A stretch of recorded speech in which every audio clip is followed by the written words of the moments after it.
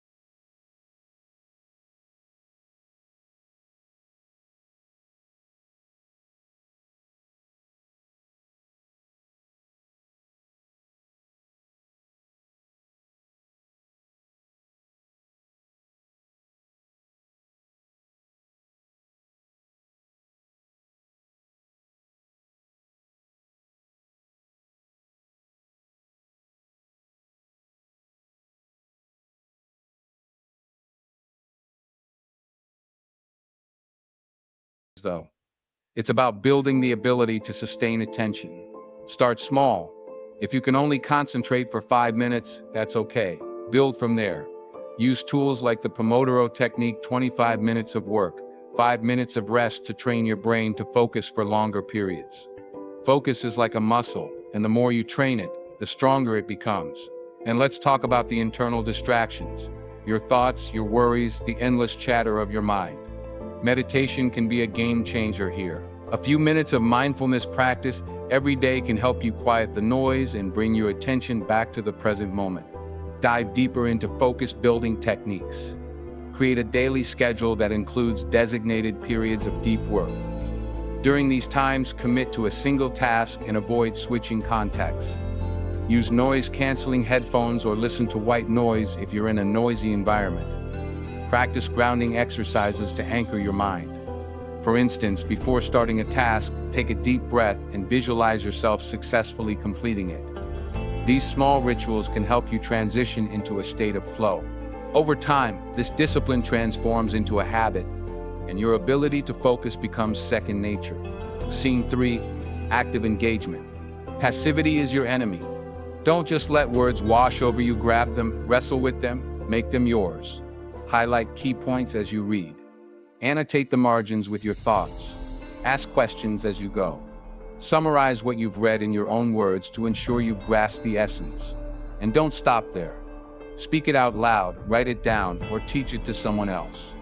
These active methods of engagement force your brain to process and internalize the information deeply, making it far more likely to stick.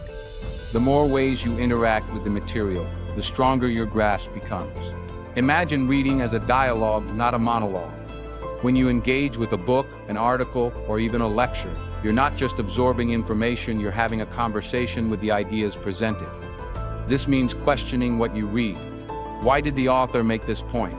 Do you agree? How does this connect to other things you know? Writing your responses or discussing them with someone else takes this engagement to another level. It's like taking a static image and turning it into a three-dimensional model in your mind. Suddenly, it's not just words on a page. It's a dynamic, living understanding. Let's expand on this. When you're summarizing, use analogies and metaphors to explain concepts. This not only helps you understand better, but also makes the material more relatable and memorable. Practice retrieval by closing your book and writing down everything you remember. Then compare it with the original. Identify gaps in your understanding and revisit those areas. Engage in discussions or debates on the topic. The challenge of defending your perspective forces you to think critically and strengthens your comprehension. Scene 4. Strength in repetition. Repetition isn't just redundancy, it's reinforcement. The more you encounter an idea, the more solidly it becomes ingrained in your memory. But not all repetition is created equal. Space it out. Instead of cramming all at once, revisit the material over days, weeks, or even months. This technique, called spaced repetition, is one of the most effective ways to transfer information from short-term to long-term memory. Think of it like layers of paint. Each layer adds depth and durability to the final image. Repetition works best when combined with variation. Don't just reread your notes. Try rewriting them, discussing them, or applying them in different contexts. Use flashcards, quizzes, or creative projects to keep the material fresh and engaging. Another powerful tool for repetition is storytelling. Humans are wired to remember stories. If you can weave the information you're trying to learn into a narrative, you'll find it easier to recall. Create characters, settings, and plots that revolve around the concepts you're studying. It might feel silly at first, but the results speak for themselves. The key is to make the material personally meaningful. When you connect what you're learning to your own life or experiences, you give it staying power. Scene 5. The power of association. Association is the glue that holds memories together. Link new information to something you already know. For example, if you're learning a new language, associate unfamiliar words with similar sounding words in your native tongue or create visual images that represent their meaning. The more vivid and unique the association, the stronger the memory. Use mind maps to connect ideas visually, creating a web of relationships that make the material easier to navigate. Mnemonic devices are another form of association. Acronyms, rhymes, and memory palaces have been used for centuries to aid recall. A memory palace involves visualizing a familiar place and associating each piece of information with a specific location within it. When you need to recall the information, you mentally walk through the palace, retrieving each item as you go. This technique is incredibly effective because it taps into your spatial memory, which is remarkably strong. Scene 6. Visualization and imagination. Your mind is a canvas, and visualization is the paintbrush. To strengthen memory and enhance comprehension, leverage the power of imagination. When you're learning something new, transform the abstract into a vivid mental picture. If you're studying history, imagine yourself walking through the ancient streets, hearing the sounds and feeling the atmosphere. For scientific concepts, create a mental model of how processes work. turning intangible ideas into tangible images. Visualization doesn't just make learning more engaging, it anchors the information in your brain by creating strong neural pathways tied to sensory experiences. To sharpen this skill, practice using all your senses in your visualizations. For example, if you're learning about the solar system, imagine the heat of the sun, the icy rings of Saturn, and the swirling storms on Jupiter. This multisensory approach deepens the connections in your brain and makes the information more memorable. Pair visualization with storytelling by creating detailed narratives around the concepts you're learning. These techniques not only make studying more enjoyable, but also help you build long-lasting mental images that you can recall with ease. Scene 7. Emotional connection. Emotion is a powerful catalyst for memory.